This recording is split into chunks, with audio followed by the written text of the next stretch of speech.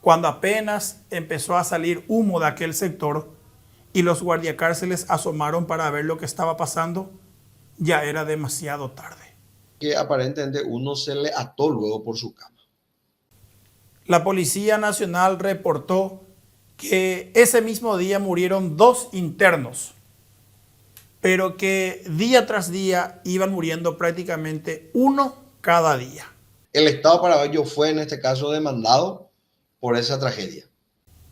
Ese lugar no era un reformatorio, mucho menos un centro educativo.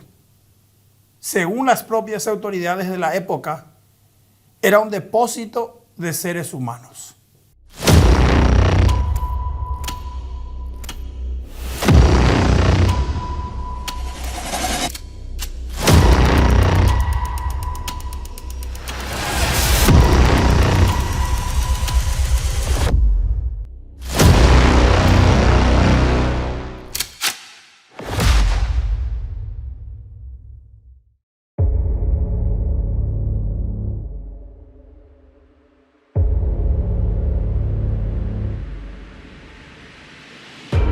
El correccional de menores Panchito López, un lugar que era tan respetado como temido, posterior a la caída de la dictadura de Alfredo Stroessner.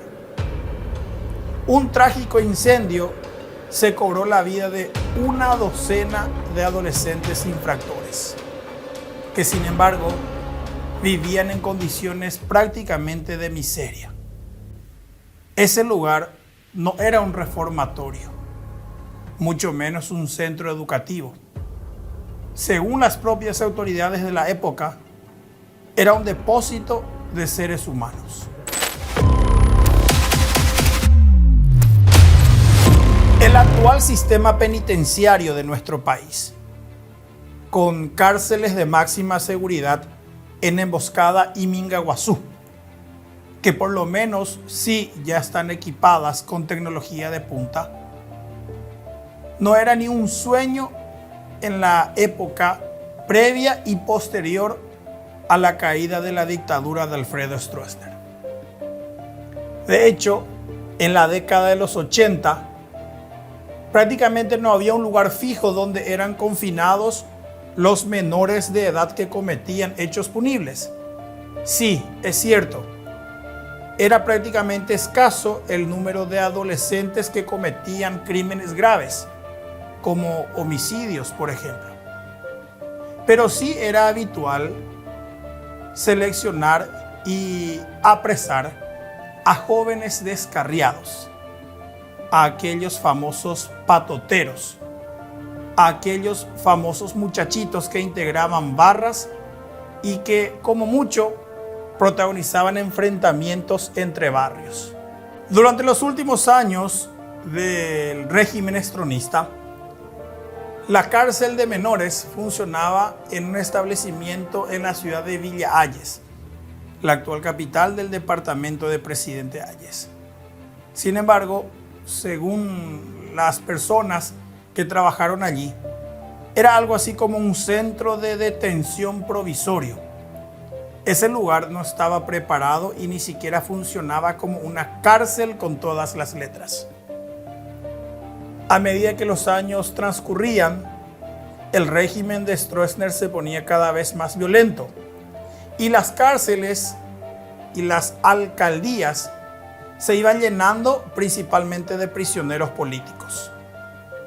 Aquel centro de detención de Villa Hayes después, entonces, pasó a ser un lugar para depositar a los presos políticos del Bajo Chaco. Eso hizo que los menores que estaban recluidos allí fueran trasladados a la entonces cárcel de máxima seguridad de Emboscada. De hecho, los menores pasaron a guardar reclusión en Emboscada aproximadamente en el año 1986. Compartían prácticamente el mismo espacio con los prisioneros mayores de edad. Prácticamente no había distinciones entre presos políticos, delincuentes comunes y adolescentes infractores que convivían en un mismo espacio. Con el golpe de Estado que se produjo entre el 2 y el 3 de febrero del año 1989, el sistema penitenciario paraguayo, sin embargo, no sufrió demasiadas modificaciones. Eso sí, con la instauración de la democracia, los organismos de derechos humanos comenzaron a mirar con mayor detenimiento hacia Paraguay. Y uno de los puntos que preocupaba, además de la libertad de expresión que a toda costa intentaban consolidar, eran las condiciones de reclusión de los menores de edad. Aunque había una corriente que tímidamente empezaba a pregonar los derechos de los adolescentes infractores, aquello todavía no era una prioridad para el gobierno. Fue así que en los primeros años de la gestión del general Andrés Rodríguez como presidente de la República, los menores de edad seguían recluidos mezclados con los mayores en la cárcel de máxima seguridad de Emboscada. La cárcel de máxima seguridad de Emboscada, a medida que avanzaba el tiempo, iba recibiendo a cada vez más huéspedes.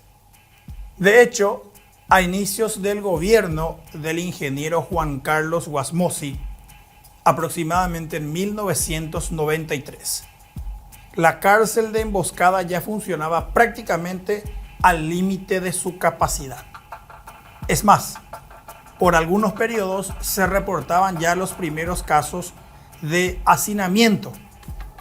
En esa época todavía convivían en ese lugar los mayores de edad y los menores de edad.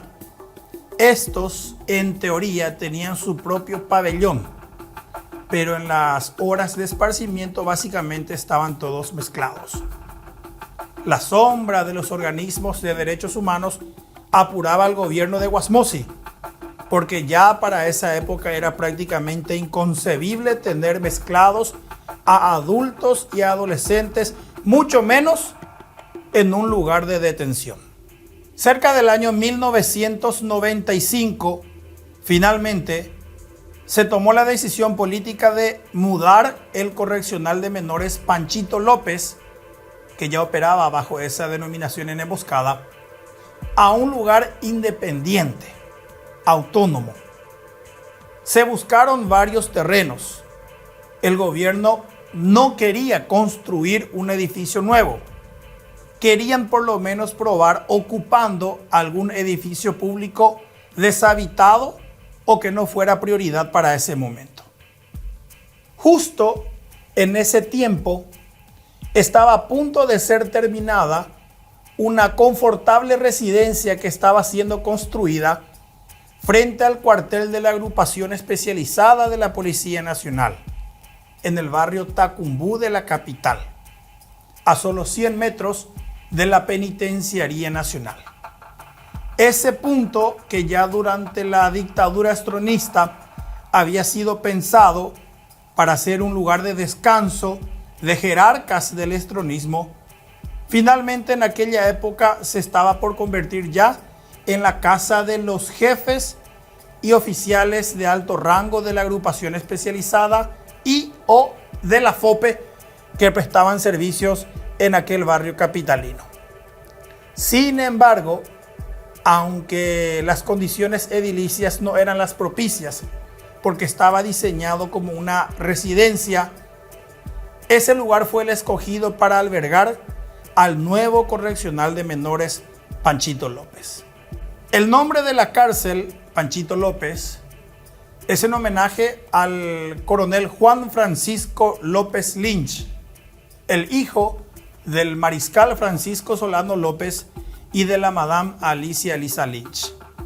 Panchito López murió con su papá, el mariscal, el 1 de marzo del año 1870, en la zona de Cerro Corá, Amambay.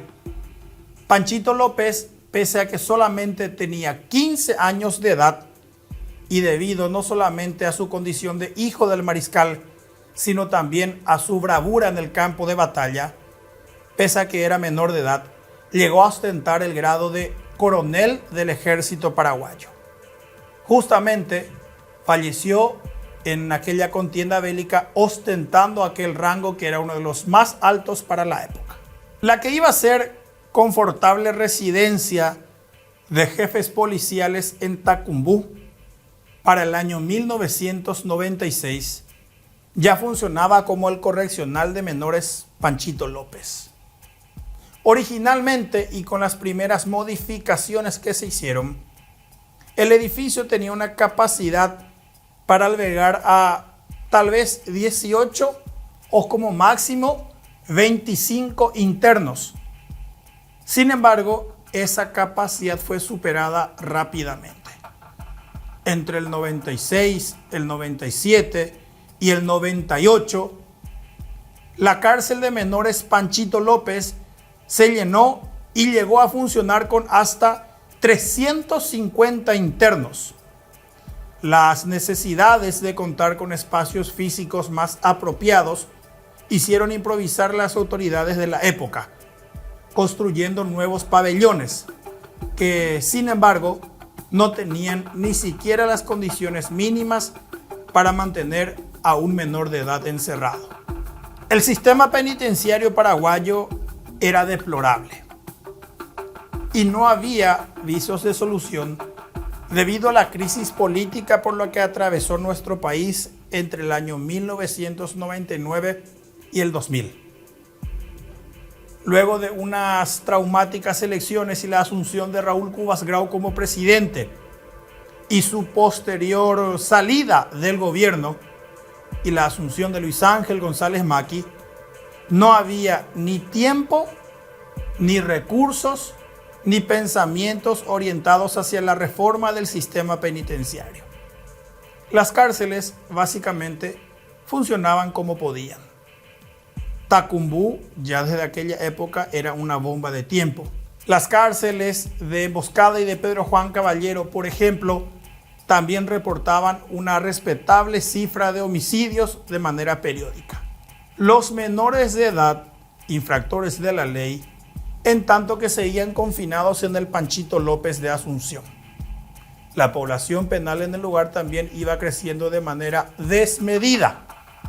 Para colmo, los guardiacárceles que debían cuidar a los reos menores de edad no tenían siquiera las mínimas condiciones ni el entrenamiento mínimo para hacer frente ante un eventual motín. La capacitación de personal idóneo era prácticamente una utopía. Básicamente no había una política pública para el sistema penitenciario paraguayo. Luis Barreto, actual director en el Ministerio de Justicia, fue uno de los primeros guardiacárceles que tuvo el correccional de menores Panchito López cuando aún funcionaba en Asunción. Hola Iván, mi nombre es Luis Barreto. Actualmente estoy como director jurídico del SENAI, que es el Servicio Nacional de Atención al Adolescente Infractor, la denominación jurídica hoy en día, el que anteriormente era los famosos, hoy en día son centros educativos, en su momento eran las famosas correccionales. Recuerdo, Iván, en un 11 de febrero del año 2000, en su momento me cupo estar como guardia cárcel, que era la denominación comúnmente como se conocía, pero mi nombramiento realmente es auxiliar de seguridad, o sea, la denominación técnica. Fui nombrado un 1 de junio del año 1998. Entonces yo quería un trabajo un poco más fácil, por decir así. Había cuenta que mis pretensiones era ser abogado. Entonces ingresé a la carrera de Derecho, yo estaba ejerciendo otra actividad, entonces ingresé a lo que en este caso al sistema penitenciario de menores. Y la historia se remonta en el año 96, donde aproximadamente 300 adolescentes provenientes de la penitenciaría regional de Emboscada, que prácticamente compartían lo que eran mayores con menores de edad. Entonces en ese año, por una cuestión ya lógicamente de demandas internacionales, o en este caso había sociedad civil, quienes pregonaban lógicamente la separación de menores, de mayores con menores. Entonces a raíz de eso se trae a lo que en este caso, donde ocurrió la tragedia, a lo que hoy en día el departamento judicial es de la policía. Según la historia se remonta, eso pertenecía a una casa de una autoridad en su momento, en el tiempo del electronismo. Entonces se improvisó como una especie de correccional de menores que según la capacidad era para 18 adolescentes infractores. En realidad vinieron 300 según los antecedentes. En el grupo que yo ya estaba cuando cumplía funciones de guardia, llegamos a tener como 350 adolescentes. En su momento eran apenas 4 pabellones. No eran habitaciones individuales como hoy en día ordenan los estándares internacionales. Eran pabellones tipo cuartel, cama doble. La mayoría eran camas de madera. Los que tenían suerte accedían a las camas. Otros normalmente dormían en el piso. ¿Cuántos podían estar? ¿Cuántos internos? Y era variado, Iván. En algunos casos, algunos pabellones que eran un poco más grandes tenían la capacidad de tener 30, 35. En otro caso 18, en otro caso 17 adolescentes. El hacinamiento entonces era extremo prácticamente en aquella época. No, estamos nosotros hablando de triplicar lo que es la cantidad. Ni hablemos de que había políticas públicas ni de trabajos de reinserción para los... porque la dominación eran internos. El parte diario que le pasaba en este caso un auxiliar del servicio de seguridad o un guardia cárcel como normalmente se lo conoce, era la cantidad de internos. No se hablaba de personas privadas de libertad como en el caso de los mayores y en el caso de los menores como adolescentes infractores de la ley. Y hablando mal y pronto, Iván, como normalmente lo dicen, era un depósito de seres humanos. Hoy en día yo veo una visión totalmente diferente de lo que es la realidad y de cómo yo me inicié en el sistema. No había ninguna preparación, solamente tenía la posibilidad y quien el que te enseñaba era el famoso tu camarada o el famoso puajú, entonces te designaba un cierto puesto donde nadie quería cubrir. Entonces no tenía ni la más mínima preparación, pero esa es la responsabilidad que te daba. Entonces, y eso ahorita, oye, me hacía el trabajo a elegir la allá posea. Entonces, así uno iba adquiriendo la práctica. ¿Existía una escuela? No existía una escuela para funcionarios, para hoy en día que son los educadores. Entonces, uno solamente el más antiguo te iba enseñando y te va designando.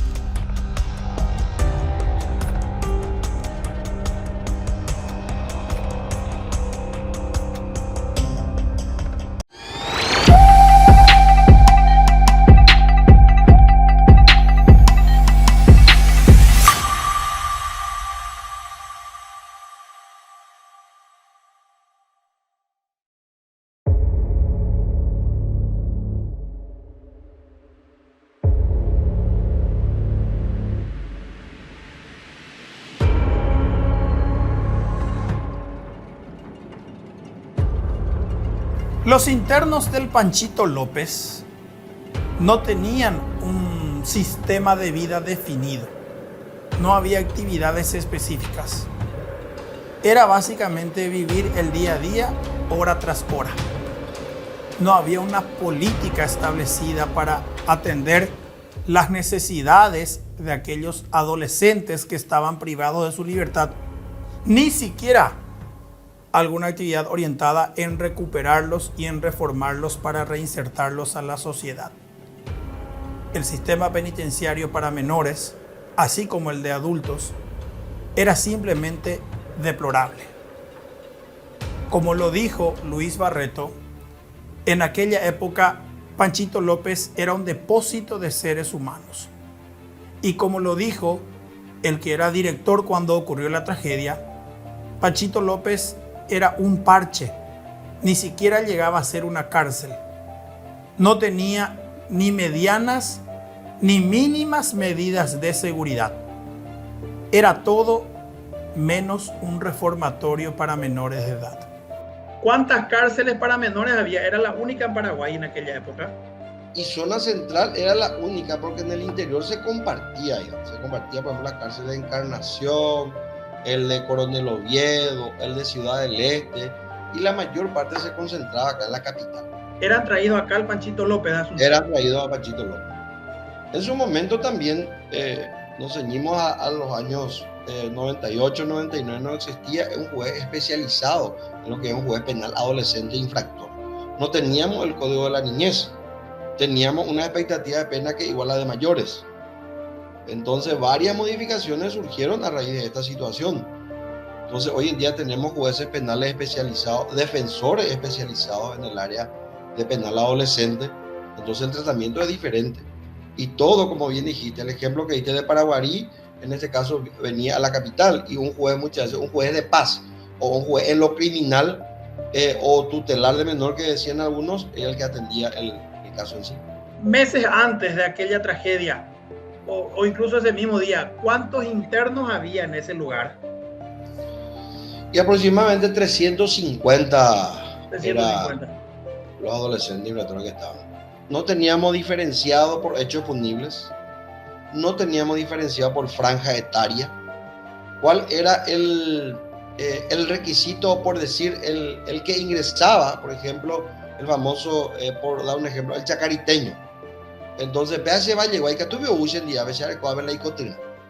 Pero eran camas y dividían entre sábanas y decían que esa era una especie de habitación privada para él. Pero no existía, por decir, que lo ha revisado el equipo técnico criminológico o el organismo técnico, donde hoy en día se tiene una evaluación previa de ese adolescente infractor, a ver si viene con un problema de salud o tiene una patología o de repente dice pertenecer a una facción criminal. Nada, era a su suerte. ¿Quién era el director de Panchito López? En el momento que ocurrió, cuando yo ingresé, era ya hoy en día falleció Víctor Chaparro Aranda. El jefe de seguridad, Teófilo Báez Zacarías, hoy es director de La Esperanza. Después hubo unos cambios, como bien sabemos que esos eran cargos de confianza y cargos políticos. Y en el momento que ocurrió la tragedia era Melitón Vitar. Estaba como director del correccional de menores Panchito López. En esa época, ¿cuál era la rutina de los chicos recluidos en el Panchito? ¿Cómo era un día? ¿Cómo arrancaba una jornada? Y el que quería irse se iba a la escuela. Después había un grupo que se dedicaban a lo que en este caso la cocción de alimentos. Y otro que teníamos un pequeño patio donde jugaban una especie de fútbol de salón 6-6. En eso prácticamente terminaba lo que era la actividad. El que se encargaba en este caso de la parte educativa era un hermano, le decían, pero era director de la escuela, Miguel Olnays, de nacionalidad irlandesa, perteneciente a la comunidad del Verbo Divino. Entonces, mediante su gestión, venían congregaciones, venían otros profesionales que le daban actividad los fines de semana, entiéndase sábado, entiéndase domingo. Y algunos, no todos recibían las visitas de los familiares. Entonces, eso era un poco la rutina, vamos a decirle, pero para decir 7:30 aseo personal, de 8 a 11 tengo escuela, de 11:30 a 1 almuerzo, descanso media hora al día, nada. No existía una especie de rutina como hoy en día se tiene. ¿El desayuno qué era? Y el desayuno era el famoso cocido o negro, no sé, cocido con leche, con 2 galletas. Formaban fila de a 2 y iban pasando. Se les servía a sus propios compañeros, era lo que iban sirviendo, entonces se les iban pasando de a 2. El almuerzo variaba, en algunos casos media mañana no se tiene como hoy en día se tiene. Variaba, muchas veces era el famoso locro, era poroto, era un guiso y los fines de semana en algunos casos tallarín. ¿Abastecía la comida? Y abastecía, por decir, no hay por ir beber la viro ni la 2 soquetes. O puntear a vea o ligar la soqueta. Algunos otros no hay suerte de ya no ligar. Y cena iba variando también. Famoso guiso, famoso otra vez hace un poroto. No había refuerzo a la noche como hoy en día se tiene. Fruta nada, yogur nada. Era lo básico. Y la escuela funcionaba en la planta baja, o sea, en la entrada mismo, y eran docentes pertenecientes al Ministerio de Educación y Cultura. Y normalmente las clases eran a la tarde. Pero como te digo, era el adolescente, vos le decías, ya la escuela no las vamos ahí, será inacil. Entonces vos le haces, no quiere venir a la escuela. Y yo recuerdo que el hermano Miguel, él se iba y lo obligaba. Vamos, para tu bien, yo quiero que leas. Porque algunos no leían, otros ni sabían firmar. Entonces era una opción para ellos irse a la escuela. Entonces, que utilizan técnicas y estrategias. Entonces, mira, yo tengo ahí bocaditos o tengo dulces para ustedes. Entonces, pues llevo para ir a la escuela, porque me la incentivo. O algunas docentes también traían algunos que otros regalitos y demás cosas. Entonces, esa profesora es muy buena, entonces todos iban a su clase. Un guardia cárcel, Sí. terminaba el colegio, quería ser guardia cárcel. ¿Cuáles eran los pasos hasta llegar a Panchito López, por ejemplo, como guardia? Y uno, que antes nadie quería ser funcionario público por el bajo salario. El primer salario que yo llegué a percibir era 330,000. Estoy hablando del año 98. El famoso que cobrabas en cheque. Y nadie quería ocupar esos cargos. Uno por el bajo salario y otro el riesgo que implicaba en este caso ocupar, hacer esas funciones de guardia cárcel. Pero si ya tuve esa oportunidad de querer tener un trabajo un poco más sellado, porque 24 horas de guardia, 48 horas libre, me daba la oportunidad de estudiar. Entonces es por eso que acepté ese trabajo y bueno, ya con el tiempo iba aprendiendo.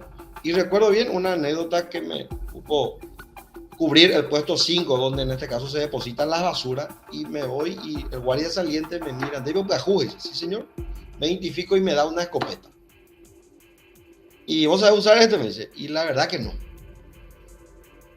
Hice servicio militar, pero con punto 30, no con escopeta o segundo. Y ahí me da un curso práctico de 2 minutos.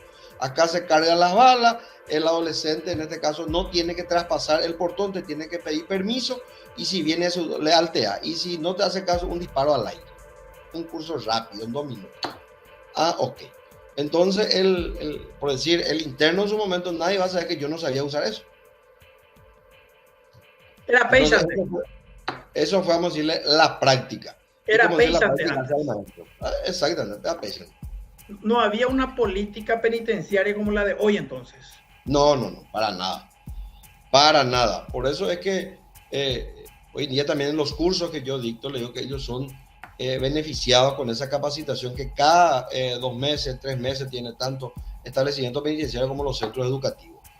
Ellos tienen la posibilidad de capacitarse, de recibir atención sobre todas las cosas, porque yo le dije, lo que yo pasé no quiero que ninguno de mis compañeros pase, porque lógicamente que uno cuando hace mal trabajo, y digo, no digo que tenga la intención de hacer mal, sino la voluntad y la ignorancia muchas veces hace cometer ciertas actividades, y hoy yo veo como una actitud de cobardía el querer ir y reaccionar físicamente contra un privado de libertad. Entonces, no digo que soy un férreo defensor de los derechos humanos, pero uno se da cuenta que teniendo el uniforme y teniendo una especie de poder sobre el privado de libertad, y si a vos te enseñaron que con fuerza o con garrote se gana el respeto, eso está equivocado.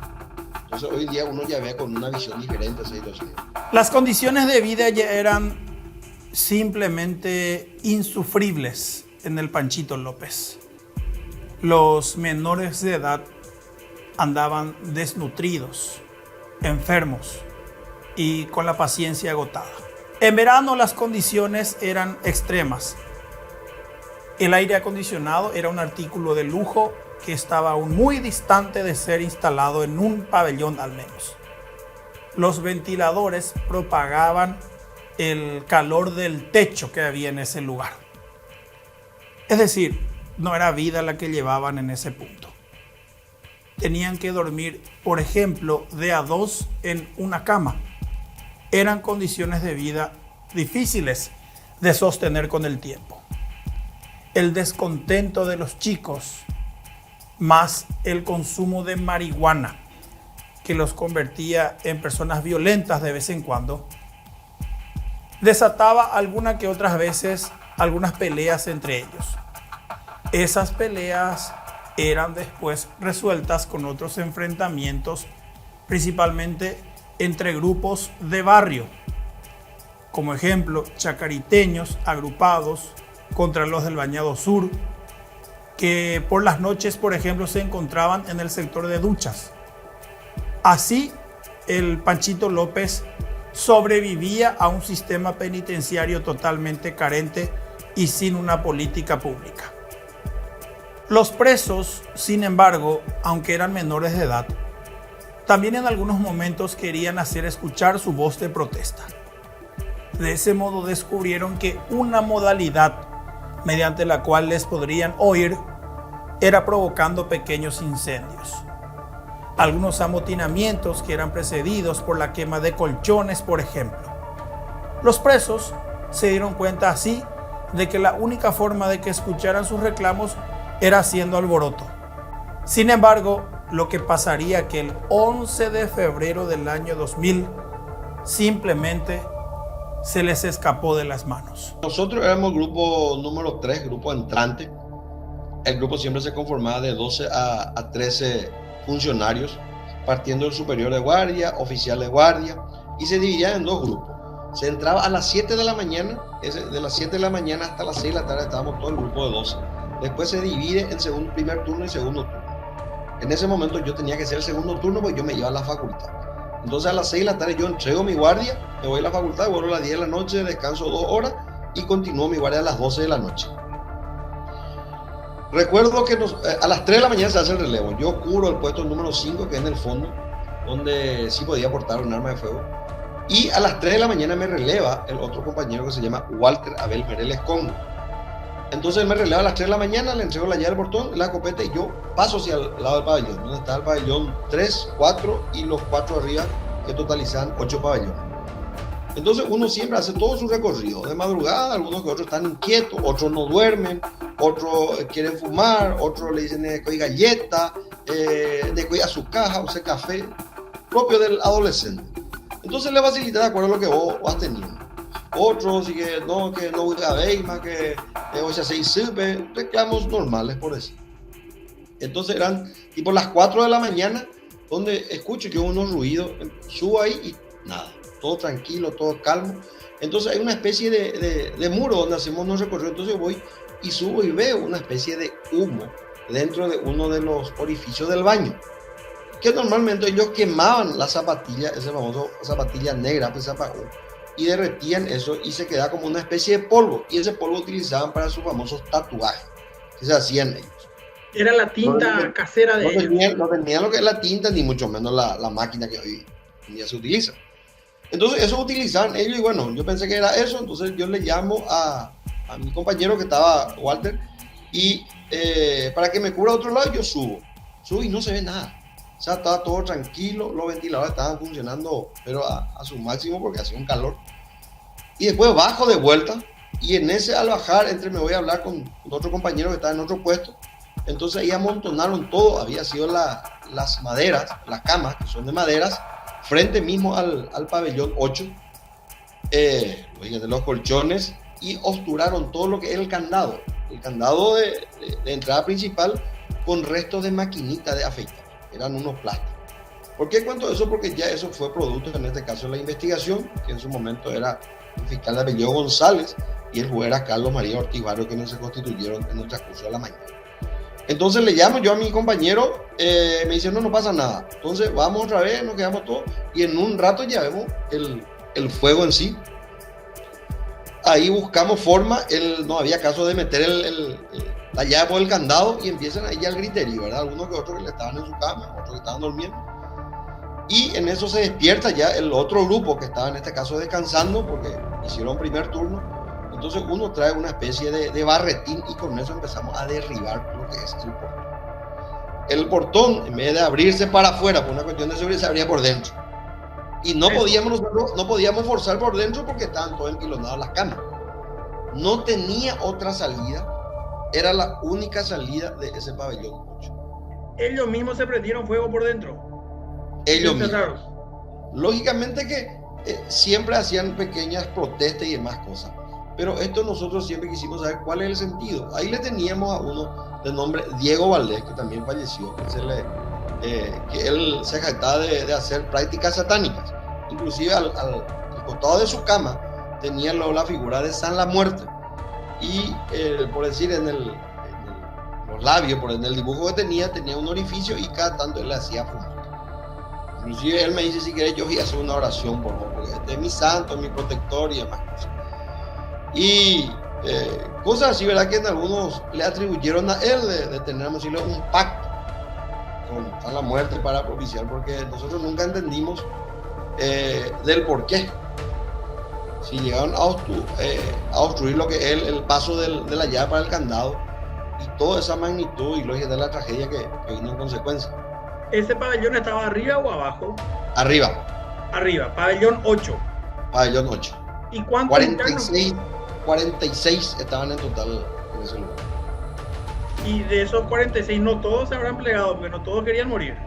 No todos, no, algunos inclusive les agarró el sueño. No les agarró el sueño, algunos no sabían ni lo que pasaba, eran las 4, casi 4:50 más o menos la mañana.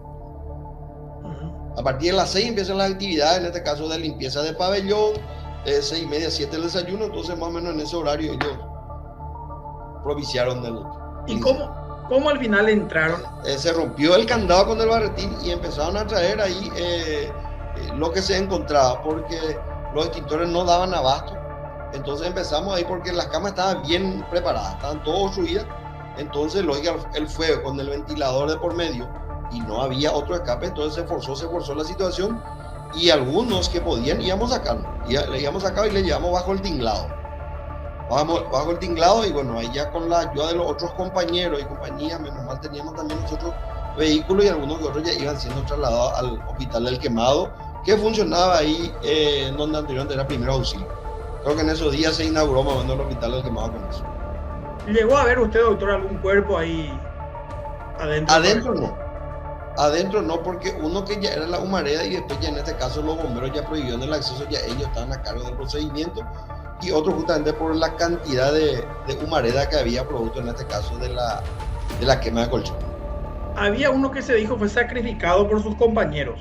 ¿Cómo fue eso? Eso ya en este caso después el bombero nos mostró de que aparentemente uno se le ató luego por su cama. Y se le había atado por la cama. No sabemos cuál es la cuestión porque yo le llegué a conocer a ese adolescente y no estaba dentro de, como se le dice, el cachafá, el maleducado, era muy respetuoso. ¿Cómo se llamaba él? ¿Cómo? ¿Cómo se llamaba él? Sergio Daniel Vega. Sus padres siempre lo visitaban. Son personas ya de edad, inclusive tengo entendido que era de la Chacarita y cada fin de semana lo visitaba y era muy respetuoso en este caso el adolescente, no le teníamos considerado como en este caso los cachafás. Y él fue atado a su cama y murió calcinado así. Ay, calcinado no, pero porque inhaló el humo, en este caso el humo tóxico, el humo que salía del cultivo.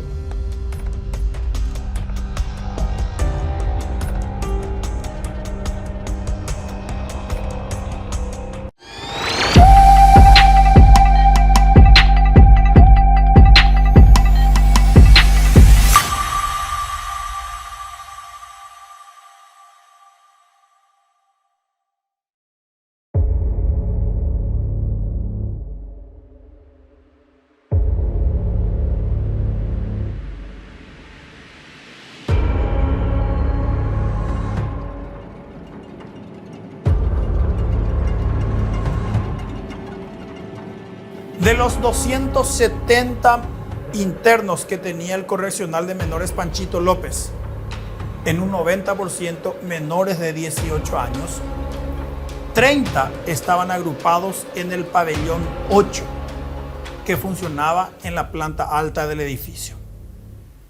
Aquella madrugada, los internos cabecillas agruparon algunas camas de madera y la colocaron frente al portón de entrada al pabellón. Desgraciadamente también aquellas rejas se abrían hacia adentro y eso dificultaría la llegada de los rescatistas. Para evitar que los guardiacárceles llegaran, los reclusos averiaron los candados de seguridad. Así, ellos mismos convirtieron a su propio pabellón en una trampa mortal. Cuando apenas empezó a salir humo de aquel sector y los guardiacárceles asomaron para ver lo que estaba pasando, ya era demasiado tarde. Los internos se agruparon en la entrada al pabellón y dificultaron el avance de los guardiacárceles. Simplemente parecía ser un acto suicida. Luego de varios minutos de combatir contra las llamas y contra la resistencia de los propios internos, finalmente los pocos guardiacárceles que había pudieron avanzar y empezaron a sacar a las primeras víctimas. Algunos muchachos estaban quemados, otros estaban inconscientes por la inhalación de humo y algunos ya lamentablemente estaban muertos. Ahí aparentemente, según los informes ya posterior, porque después ya nos dividimos todos, ya después yo me fui con el primer contingente al hospital del Quemado. Yo me quedé ahí con ellos entre auxiliar y ver todo lo que podíamos hacer nosotros como funcionarios. Según dicen que eran 4 a 5 los que fallecieron ahí, pero en total eran 12.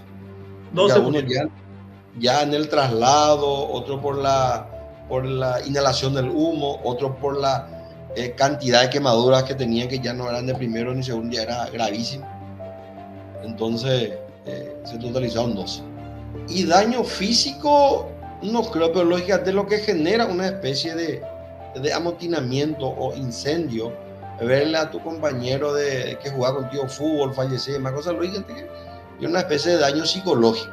Porque ahí arriba habían 4 pabellones y lógicamente fueron todos atendidos en su momento por el tema de la propagación y la inhalación de la quema de colchón, que es el humo. Luego del recuento final de lo que pasó aquella madrugada del 11 de febrero del año 2000 en el correccional de menores Panchito López en Asunción, la Policía Nacional reportó que ese mismo día murieron 2 internos, pero que día tras día iban muriendo prácticamente uno cada día. El recuento final llegó a 12 internos fallecidos y al menos otros 15 que resultaron con quemaduras serias. Lo que era una verdadera bomba de tiempo finalmente colapsó. El gobierno nacional, después de aquella tragedia en el Panchito López, por fin se decidió a mudar la cárcel de ese lugar y de acondicionarlo en un lugar relativamente más cómodo y acorde para las épocas. La orden de mudar el Panchito López ya había sido dada. El presidente de la República en aquella época era Luis Ángel González Maqui. De hecho, algunos menores fueron sacados del Panchito López de Asunción y devueltos a la cárcel de Emboscada, donde funcionaba originalmente antes de que el correccional se instalara en la capital. En paralelo, había movilizaciones principalmente de pobladores de Luque que se oponían a que el futuro Panchito López fuera construido en ese lugar. El plan inicial contemplaba que el correccional de menores iba a ser construido al lado del cuartel militar que queda en el límite entre Luque y Areguá. La presión ejercida por los pobladores de aquella zona finalmente surtió efecto y se abortó aquel plan de llevar la cárcel de menores a la ciudad de Luque. Pocos días después del trágico incendio en el correccional de menores Panchito López de Asunción, los internos que quedaron aún depositados en ese lugar desataron otro siniestro. Afortunadamente aquel sí fue de menor envergadura y ya no se reportaron fallecidos. Era el último mensaje que faltaba ser enviado para finalmente tomar la decisión. Pero había un problema. ¿Dónde mudaban la cárcel de menores? Luego del segundo incendio consecutivo en el correccional de menores Panchito López de Asunción, la orden del Poder Ejecutivo era clara. Había que mudar el reformatorio a otro lugar. Tras la intención fallida de construir el penal en Luque, finalmente un predio militar de Itagua estaba también en la mira de las autoridades nacionales. Hasta aquella época, el penal militar quedaba justamente en aquel municipio del departamento central, en Itagua. Fue así que finalmente ese sitio resultó escogido, porque reunía las condiciones técnicas y edilicias que se requerían para la época. Ya había unas recomendaciones específicas hechas por los organismos de derechos humanos, que incluían, por ejemplo, algunas recomendaciones como que la nueva cárcel no tenía que tener muros, sino que tenía que tener, por ejemplo, tejido. Eran nuevas normas adecuadas a estándares internacionales. Esa tragedia en el Panchito López, ¿en qué derivó? Después de eso sería clausurado ahí el correccional. Por el momento no, después creo que hubo otra vez, porque después en este caso a mí me habían, o sea, todo el grupo nos habían apartado hasta tanto se aclare la situación, porque lógicamente es entendible eso. Entonces fuimos objeto de sumario, fuimos inclusive en este caso investigado por el juez Carlos María Ortibarrio, que en su momento nos sobreseyó a casi todo el grupo, porque se demostró efectivamente que no fue una cuestión propiciada y nosotros humanamente y con las herramientas que se contaban se hizo hasta lo imposible por salvar en este caso a los adolescentes. Y después a posterior, creo que fue en febrero, en junio ocurrió otro incendio y ya con eso fue prácticamente el cierre total de lo que en este caso la correccional de menores Panchito López, y ahí además ya fueron trasladados al centro educativo Itagua. Esa era una prisión militar que lógicamente después fue acondicionado ya con las exigencias y los estándares internacionales. Si venimos ya de una situación de tragedia, no se puede hacer lo mismo otra vez. Entonces ya se convirtieron ya no eran pabellones, eran habitaciones individuales, ya con la aireación, con el sistema de incendio, ya con toda la infraestructura necesaria. Bastante. Que yo vengo, por decir, remando de una situación sin tener políticas públicas, sin tener acompañamiento del funcionario, de darle la rutina diaria al adolescente, darle esa protección necesaria, cambió pero 180 grados. Era el año 2000. El presidente de la República era Luis Ángel González Maqui. Este no tenía aún un vicepresidente. Y en un viaje que González Maqui hizo al extranjero, el entonces presidente del Congreso quedó como presidente de la República interino. Era Juan Carlos Galaverna. El comandante de la policía de aquella época, Casto Guillén, recordó que aquel día en que González Maqui estaba fuera del país y que Calé Galaverna ejerció como presidente interino, fue el que ordenó a los militares que desalojaran su cuartel de Itagua para entregarlo a la Policía Nacional y que fuera acondicionado como la nueva cárcel de menores Panchito López. Efectivamente, desde el año 2000, el centro de detención para menores de edad funciona en la ciudad de Itagua. Inicialmente siguió llamándose Panchito López, pero luego, principalmente con la introducción del nuevo Código Penal Adolescente, se cambiaron varios modos de gerenciamiento en el sistema penitenciario para menores de edad. Por ejemplo, los términos cárcel, correccional o reformatorio fueron reemplazados por el de centro educativo. Así, oficialmente, lo que antes era la cárcel de menores Panchito López, ahora se llama Centro Educativo de Itagua. Lo que antes eran guardiacárceles, ahora son educadores.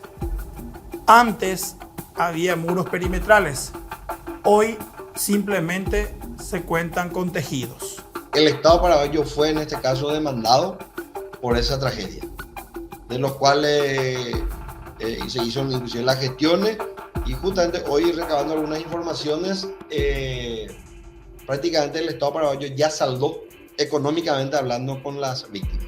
El Estado paraguayo fue condenado entonces por eso. Fue condenado por esa tragedia, porque según averiguando también ya en su momento, la sociedad civil ya habían planteado un habeas corpus genérico a raíz de las varias situaciones de irregularidades que se suscitaban dentro de la correccional de menores.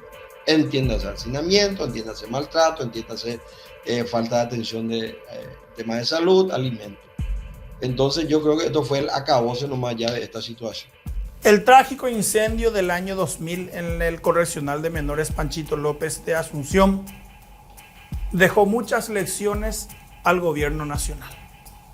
De hecho, el Estado paraguayo, a la fuerza, tuvo que introducir cambios drásticos en el sistema penitenciario nacional. Una demanda instaurada por víctimas y familiares de aquel incendio fue resuelta por la Corte Interamericana de Derechos Humanos con un resultado adverso contra el Estado paraguayo. El Estado paraguayo fue condenado por la Corte Interamericana de Derechos Humanos a resarcir a las víctimas y familiares de víctimas de aquel incendio en el Panchito López. Además de la compensación económica, el Estado paraguayo fue obligado a introducir cambios en el sistema penitenciario. Se tuvieron que adoptar nuevas medidas y se tuvieron que hacer correcciones drásticas que modificaron definitivamente la manera en la que era gerenciada el sistema penitenciario, principalmente para menores de edad. Y la reflexión que yo dejo es una muy buena enseñanza para lo que es en este caso el sistema de adolescente infractor. Como dije al inicio de esta entrevista, no me considero un férreo defensor de los derechos humanos, pero sí apuesto en este caso a que los funcionarios vean a los adolescentes infractores como personas y no como animales, como en su momento se habló. De que ellos están en una situación no muy fácil. Muchos adolescentes, uno ingresa en situación de calle, papá en Tacumbú, mamá en el Buen Pastor, y con ese adolescente uno tiene que lidiar y darle las herramientas necesarias. Tenemos una buena directora general, que es la abogada Mabel Colmán, que ella prácticamente trabaja sobre dos bases. Uno, darle la garantía necesaria al funcionario, y otro, la protección al adolescente, porque al final le debemos nosotros al adolescente y que el día de mañana sea reinsertado en la sociedad. ¿Mediante qué? Mediante políticas públicas, mediante el estudio y mediante los trabajos que ellos desempeñan en todos los centros educativos. Hoy en día, aunque la situación es totalmente distinta a la que se vivía ya por el año 2000, el sistema penitenciario paraguayo tiene aún mucho por mejorar. En cuanto a las cárceles para adultos, hay todavía mucho hacinamiento y principalmente mucha corrupción de los propios funcionarios penitenciarios. En cuanto al sistema para los adolescentes infractores, aparentemente las últimas señales dadas indican que hay un mejoramiento y que hay una intención de cambio. Sin embargo, en los últimos tiempos también recrudecieron los casos de hechos punibles graves cometidos por menores de edad. ¿Será acaso nuestro propio sistema de justicia el que concede muchas facilidades a los menores de edad? ¿O será acaso que la ley debe ser replanteada? Los 12 internos del Correccional de Menores Panchito López de Asunción, que perdieron la vida en el incendio del 11 de febrero del año 2000. Que en paz descansen.